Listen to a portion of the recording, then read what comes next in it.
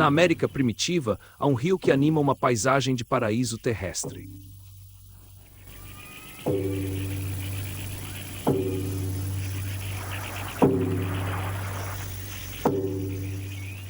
Em suas margens vivem os homens de pele vermelha, que chamam o grande rio de Meshaseb, ou seja, o pai das águas.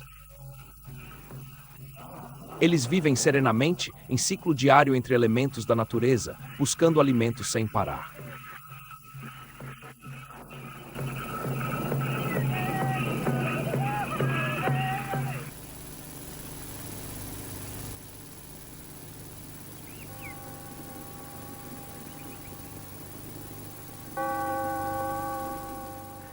Em 1542, o espanhol de Soto, armado e escoltado por 300 soldados e 24 padres, brande sobre o Meshaseb o símbolo da cólera do deus dos brancos. Ele busca ouro, mas encontra a morte, deixando seu deus irado às margens do rio.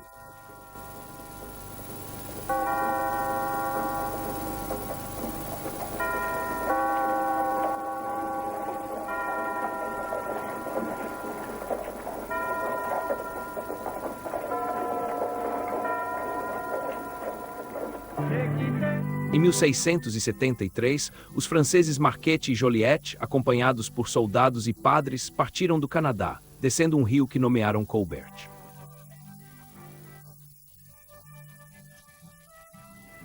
Eles buscavam a rota para as Índias, mas não acharam.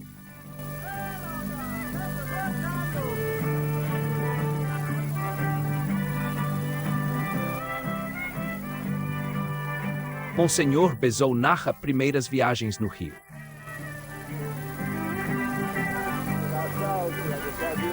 La Salle percorreu o rio Mississippi em 1682. Junto a La Salle, estava não apenas o notário Jacques de la Métairie, que nos deixou um relato da viagem, mas também o padre Zenobio Membre, dos Recoletos franciscanos, que cantou o Te Deum quando a expedição chegou à foz do Mississippi. No ano de 1770, os escravos chegam. A igreja se tornou o refúgio para 20.000, 100.000 e até 500.000 negros, importados como gado e acorrentados por seus proprietários.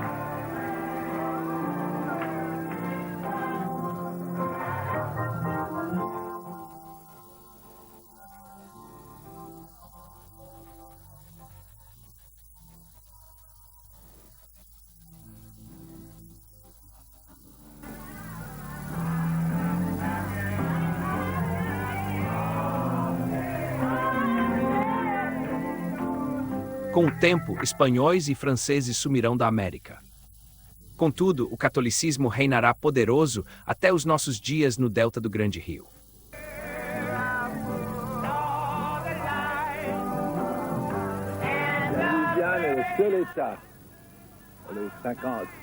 A Louisiana é o único entre os 50 estados que é dividido em paróquias e não em condados, ou counties, como se diz em inglês.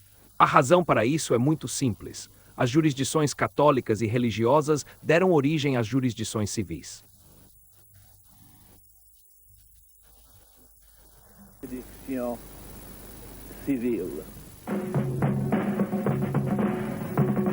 Em 1776, 13 colônias da América se rebelam contra a Grã-Bretanha. Após 7 anos de lutas, nasceram os Estados Unidos da América. Os territórios do leste tornaram-se insuficientes para os novos americanos.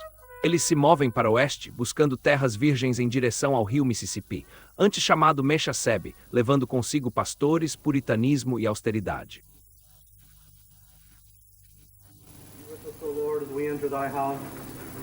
A área central do Mississippi torna-se o campo de batalha entre a influência francesa, vinda do sul, e a influência anglo-saxã, proveniente do leste.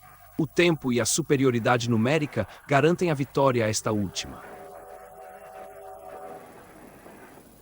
O pastor Knudsen nos relata que após os missionários católicos chegaram os protestantes. Como é sabido, Padre Marquette e os outros chegaram por volta de 1810 ou 1820.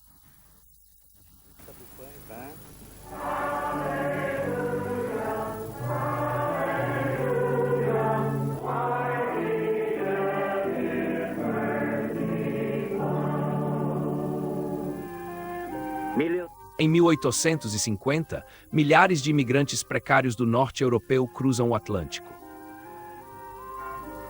Em grande parte são suecos.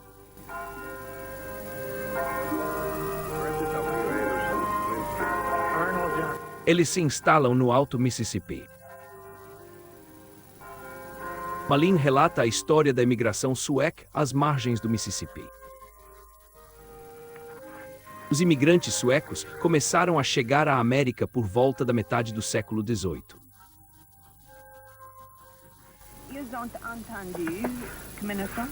Eles ouviram que Minnesota se assemelhava à sua pátria, e era verdade.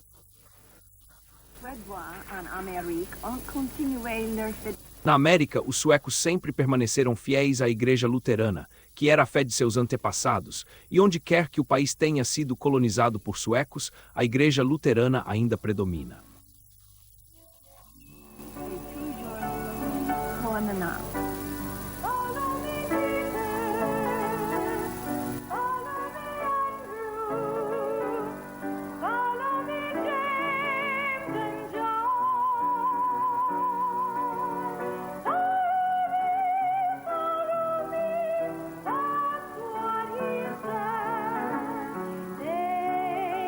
Vindos de todas as partes, sem raízes e já sem passado, uma vez que o abandonaram em algum cais dos muitos portos da Europa.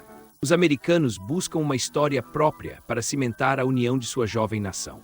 E a encontram é a história do Mecha Sebe, do pai das águas do velho rio.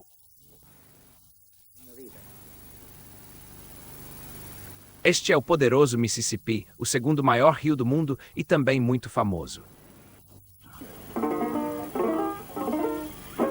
Daqui do Lago Itasca, o Mississippi inicia seu percurso de 4.110 quilômetros até o Golfo do México.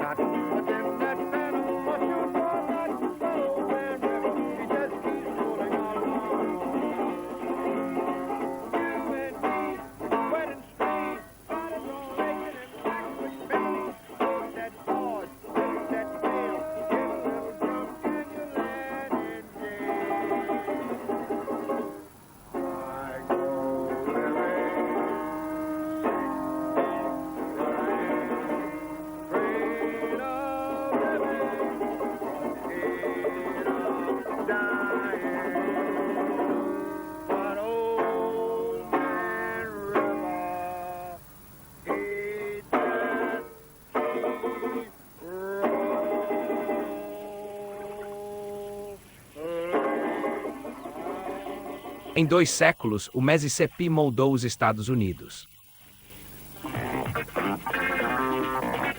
O paraíso terrestre se tornou o mais gigantesco complexo industrial do mundo e a árvore da vida para mais de 1 bilhão de indivíduos.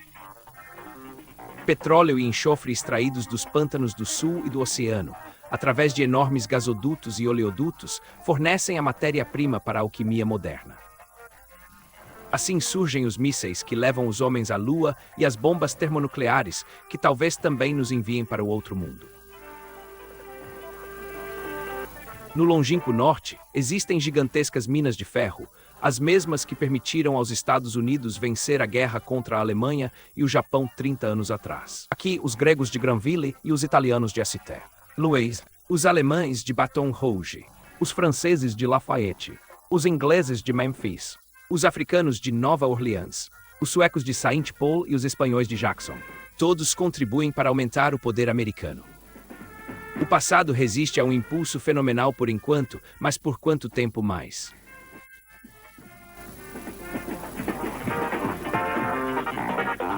A química confere à soja o sabor de frango, peixe ou vitelo sob demanda. O número de serrarias causa o desmatamento.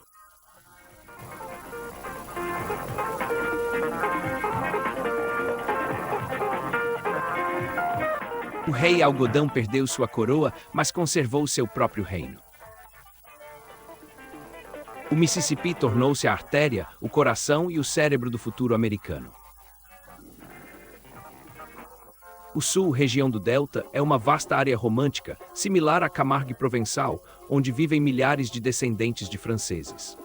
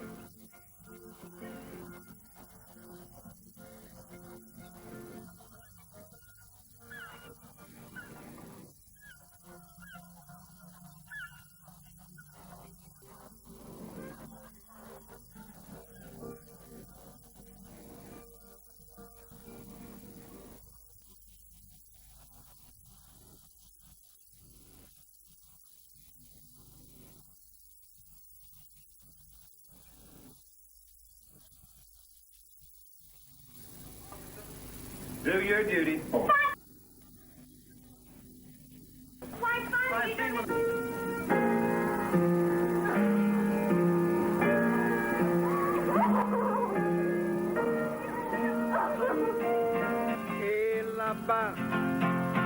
Elamba sheri kamasaba.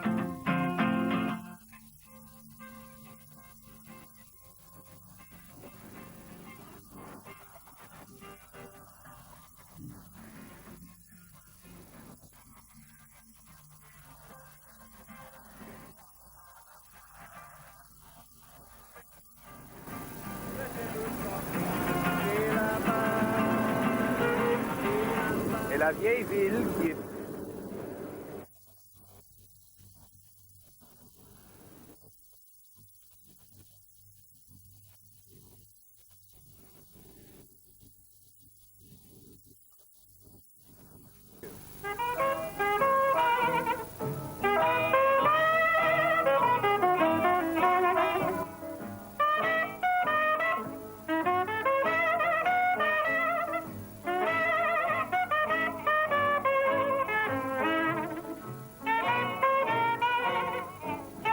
bonne.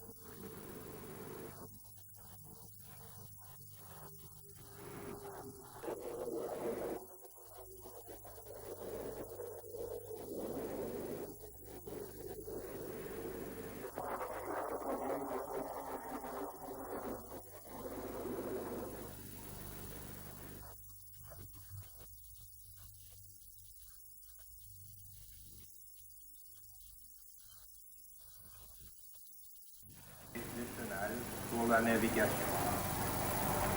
5.000 homens trabalham o dia inteiro para arrumar suas margens. 2.780 engenheiros inventam diariamente novos sistemas de proteção.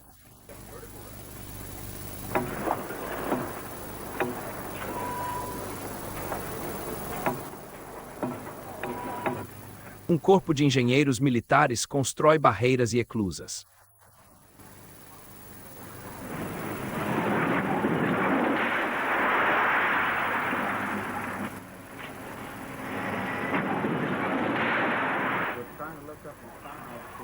Engenheiros hidráulicos em Vicksburg estudam cheias, testam soluções e guiam ações usando um modelo em miniatura do rio Mississippi. 100 milhões de dólares por ano equivalem a 80 bilhões de liras. Coronel Gay, é este investimento suficiente? Temos necessidades de todos os tipos, para a navegação e o comércio, para a recreação, para proteger os animais selvagens e a pesca, e também precisamos de água pura e potável.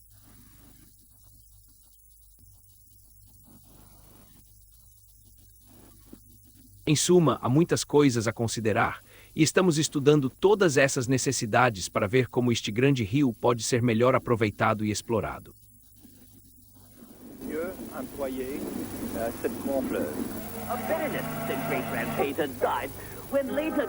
Quase sem espaço para o romantismo, vocês dirão. De fato, permanece o passado que se agarra e resiste tenazmente, graças em parte a um certo Samuel Clemens, que foi o cantor, o Homero do Rio. Sad demise for the true Dauphin. My daddy was Louis XVII. That I, but for a tragic happenstance. And His Majesty... Samuel Clemens não é outro senão Mark Twain. 2 braços, gritavam os sondadores dos barcos a vapor do século passado, em inglês, Mark Twain. Marconi significa um braço, 1,80 m. Mark Twain, 2 braços, 3,60 m. O jovem Clemens ouve aqueles gritos e sonha, até o dia em que realiza seu sonho de se tornar piloto de um barco a vapor, um asterisco Steamboat asterisco. É a época em que a fumaça das fábricas e os efluentes das refinarias ainda não envolviam as águas do Mississippi com uma névoa densa. É a época em que se cortejava mulheres em cada porto e fortunas inteiras mudavam de mãos em uma única noite. É a época em que 2 rapazes, Tom Sawyer e Huckleberry Finn, começam a tomar forma e a viver na mente de Mark Twain.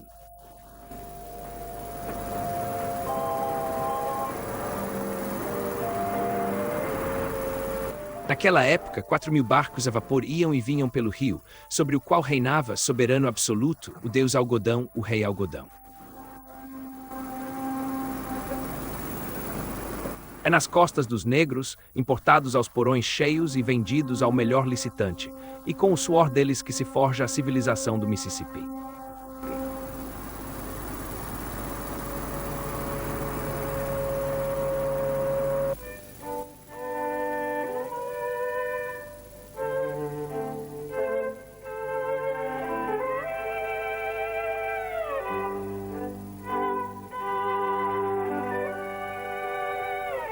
Pat Chandler, professora na Universidade de Nova Orleans e de antiga família local, nos diz: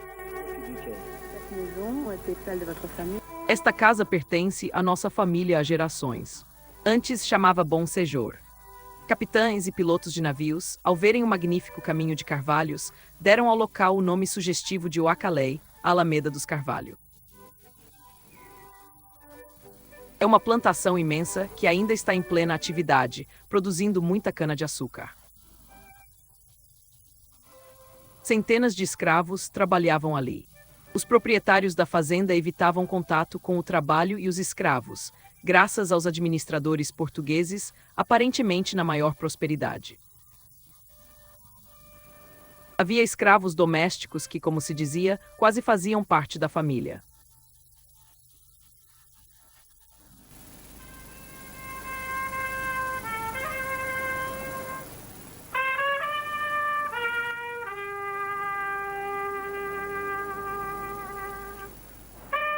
Os grupos de escravos negros viviam nas moradias que lhes eram designadas pelos cavalheiros plantadores. Eles viviam perto de pântanos fétidos que exigiam limpeza, drenagem e desinfestação de mosquitos e jacarés.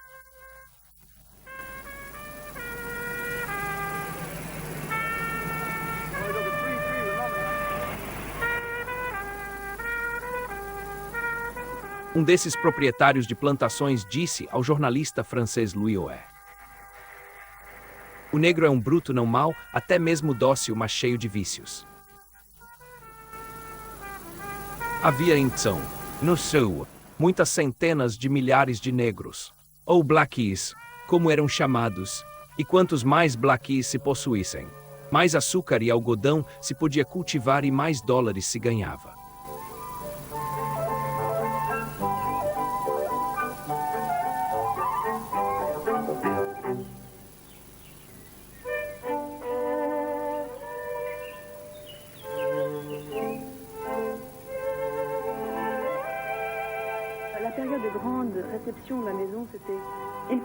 Grandes recepções em nossa casa aconteciam no Natal e após a Páscoa, pois a família retornava a Nova Orleans para a temporada, que ia da Epifania, ou a 12ª noite, até a Terça-feira Gorda.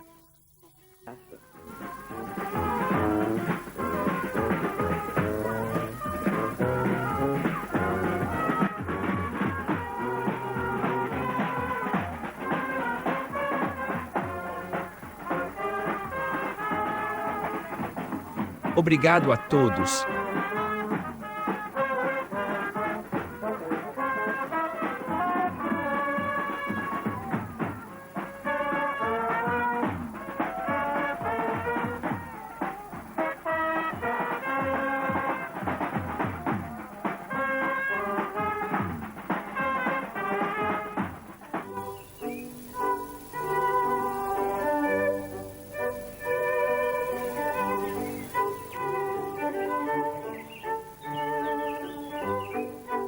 Obrigado.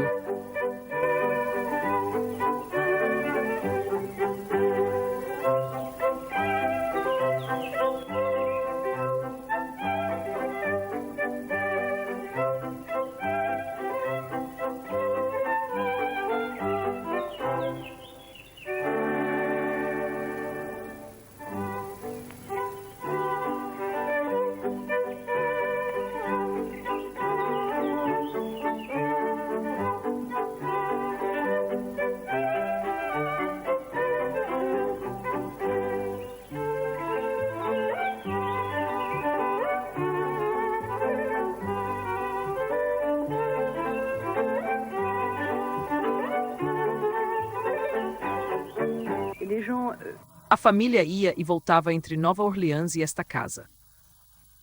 Aqui, tal como em Nova Orleans, havia muitas recepções festivas. 2 casas da propriedade acomodavam os hóspedes que não cabiam na casa principal.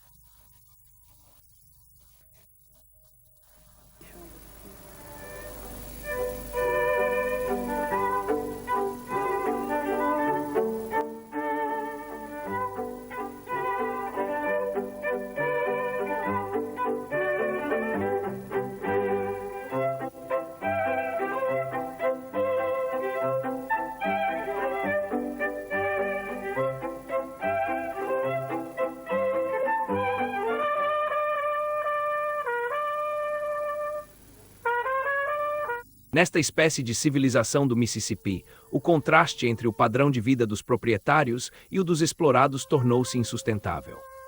Foi exatamente então que um certo Abraham Lincoln fez sua entrada na Casa Branca.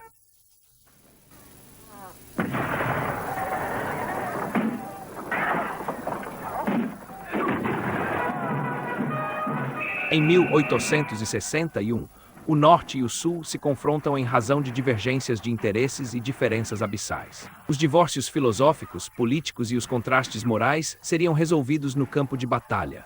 O rio Mississippi era o eixo essencial para o Sul e, portanto, o principal teatro de guerra. Em pouco tempo, o delta caiu nas mãos dos Yankees, que já haviam tomado posse de Memphis e Saint Louis. Mas ainda restava Vicksburg, um forte ponto do exército sulista e pilar vital das armadas do general Lee, que enfrentou 47 dias de cerco, batalhas navais e confrontos selvagens.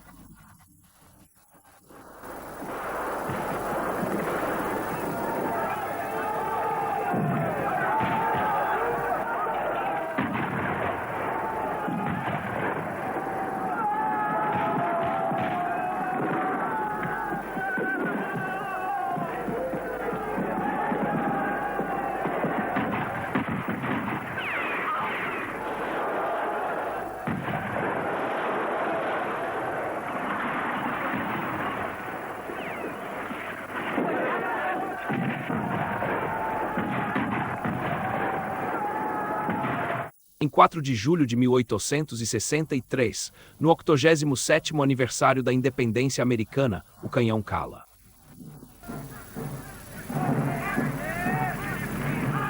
Com a rendição de Vicksburg, o Mississippi fica dos Yankees, marcando o início do fim para os sulistas.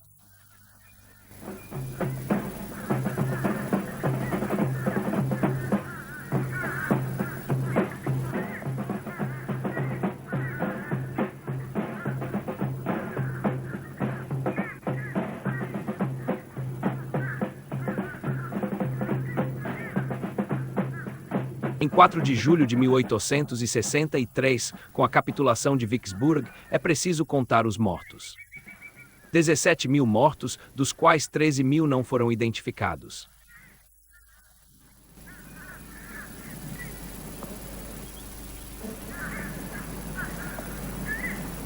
A escravidão é abolida e os negros se tornam americanos como todos os outros, pelo menos no papel. Contudo, há quem se recuse a aceitar a igualdade.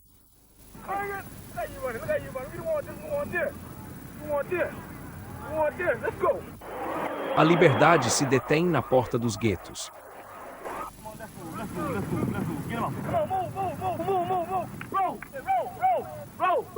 A fraternidade, sonho de Martin Luther King, custou um preço altíssimo, pois King foi assassinado em Memphis, às margens do Mississippi, em 4 de abril de 1968.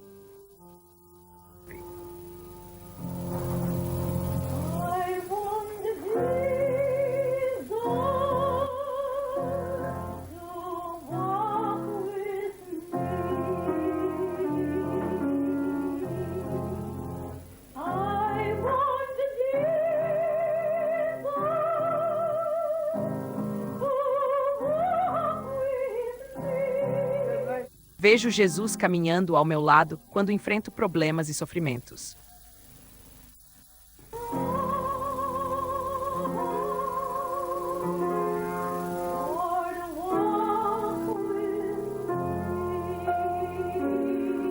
Quando tenho problemas, problemas e mais problemas.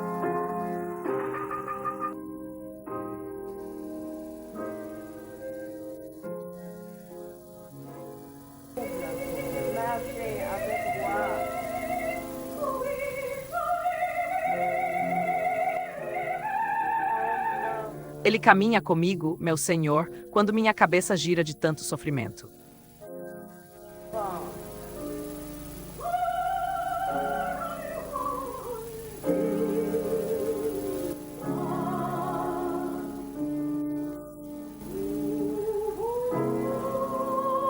Caminha ao meu lado.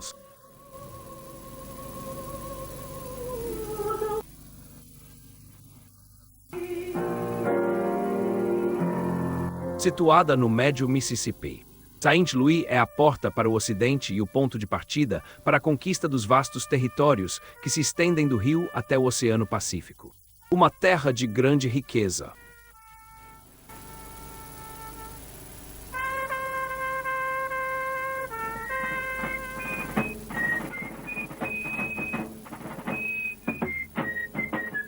Os franceses de 1764, comerciantes e caçadores de peles, desembarcaram na confluência do Mississippi e Missouri, buscando paz.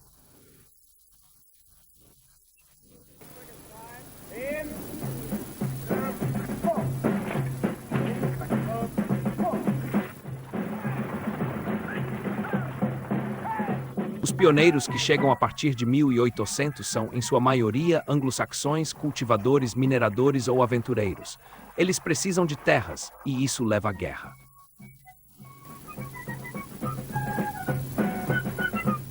De fato, já havia quem vivesse nessas terras com seus rebanhos e cultivos, os indígenas.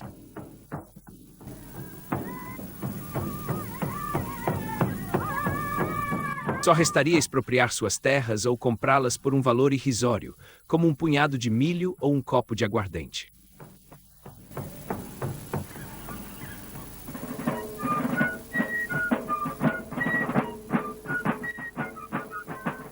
Um número cada vez maior de terras é ocupado. Comboios se sucedem na estrada para o oeste. Assentamento de pioneiros cresce continuamente.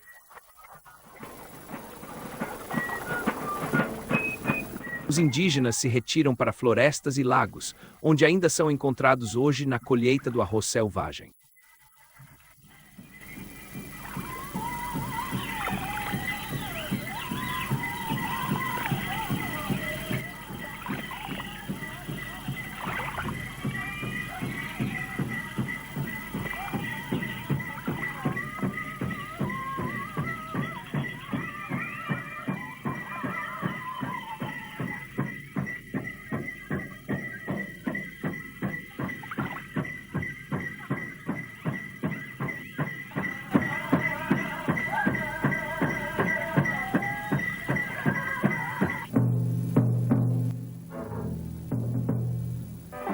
No mosaico que se forma gradualmente a oeste do Mississippi, os indígenas são considerados dispensáveis, ou morrem ou desaparecem.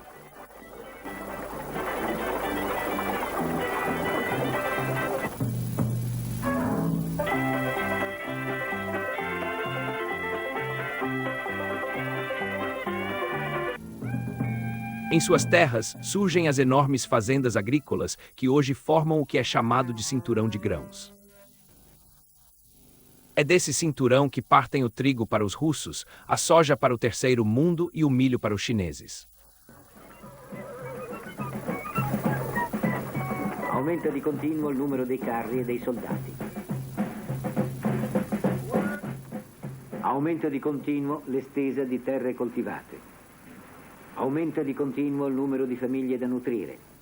Aumentano di continuo i raccolti. Diminuisce di continuo il numero degli indiani. Il Middle West è la regione più patetica degli Stati Uniti. Nesse local, o humano sofreu, lutou e desesperou sem igual.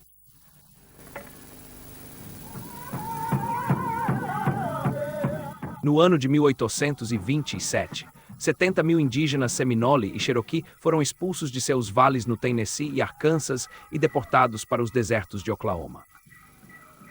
Fazendas incendiadas após protesto. Tentam negociar, mas são enganados e roubados de tudo.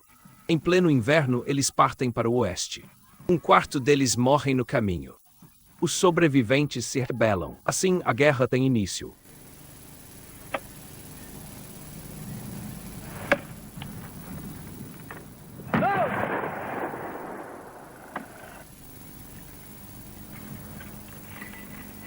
Os indígenas perdem a luta desigual. Eles nunca mais se rebelariam.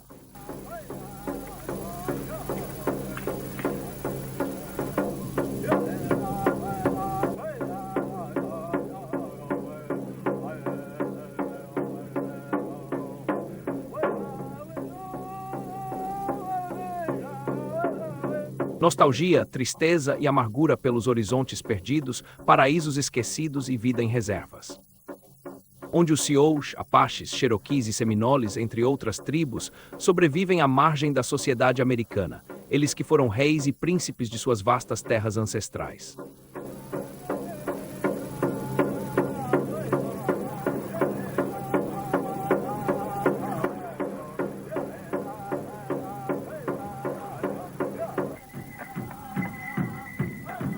A era dos indígenas do Mississippi chegou ao fim.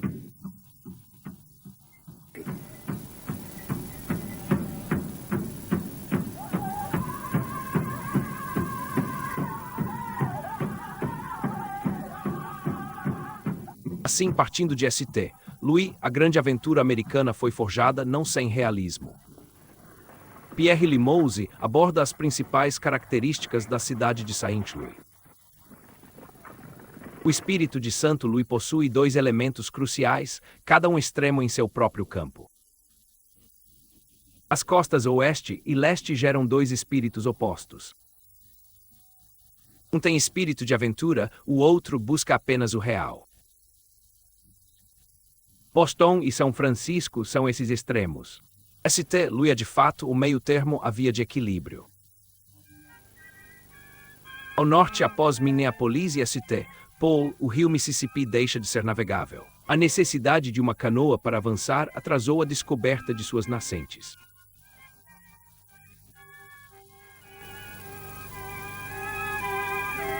Navegação mantém importância, sobretudo após o início sombrio do século.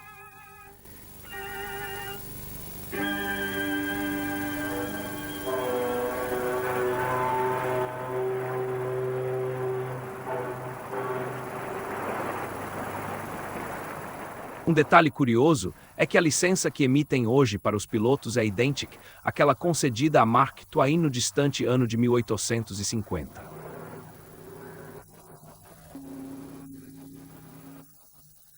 Somos 4, 2 dormem, 2 vigiam. E estão de serviço dia e noite, sem parar. Muitas embarcações afundaram. Sim, um número considerável, tão grandes assim. Com essas barcaças, o carvão destinado ao leste chega do norte, enquanto as farinhas dos moinhos de Minnesota e o leite das vacas de Wisconsin partem para o sul.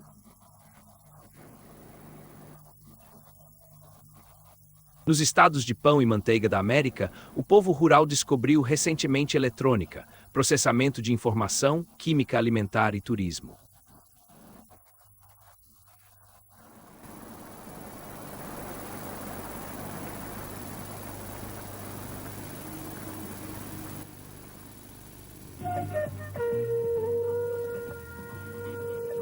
Minneapolis é única entre as grandes cidades americanas. Prioridade é do pedestre na maior parte do centro. Longas galerias de lojas, equipadas com ar-condicionado, conectam os primeiros andares entre um quarteirão e outro, permitindo que os cidadãos façam longas caminhadas no inverno, quando o termômetro exterior marca menos 50 graus. É um exemplo único nos Estados Unidos. Minneapolis e Saint Paul lembram mais Estocolmo que outras cidades americanas como Chicago ou São Francisco.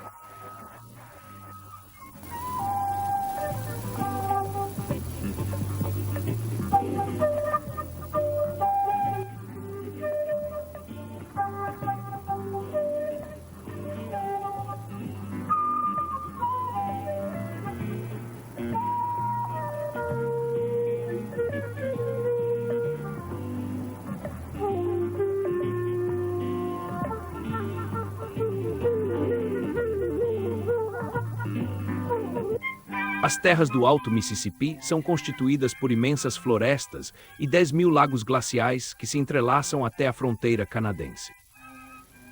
As florestas se reconstituem devagar após a devastação pelos madeireiros no final do século passado.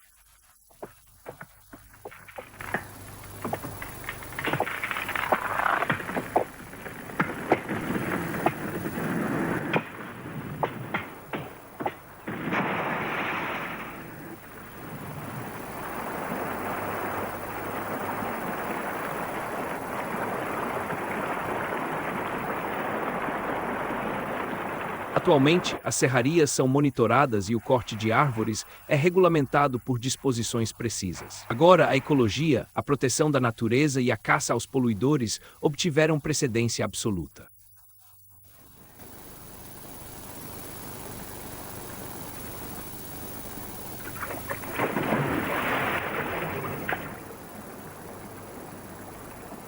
O rio nunca foi poupado da poluição, especialmente nestes últimos anos, com o boom da indústria petroquímica. Assim, a guarda costeira persegue os poluidores, tanto os desonestos quanto os imprudentes.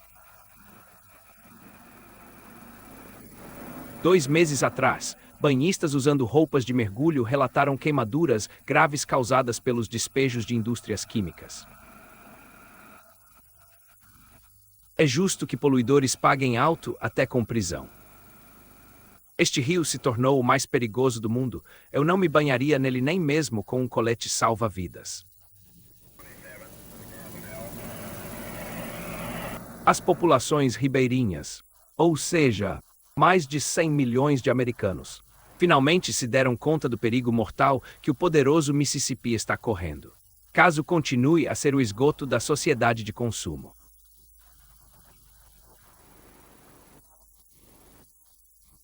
A nação americana inteira se empenha com firmeza e determinação para salvaguardar o pai das águas, mesmo com atraso.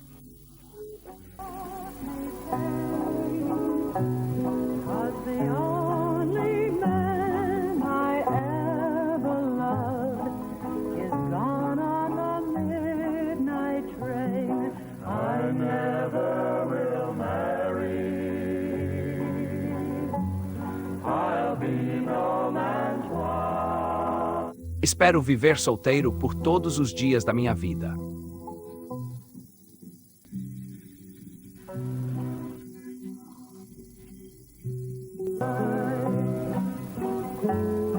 O trem partiu e o apito soou com um lamento baixo e solitário.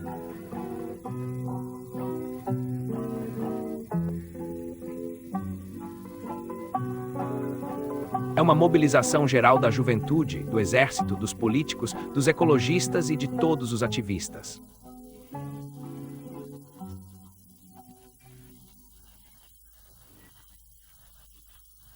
Para que o Mississippi, que serve a todos, volte a ser a árvore da vida, o doador de força, saúde e alegria. E para que este rio Mississippi volte a ser o Meshasebe.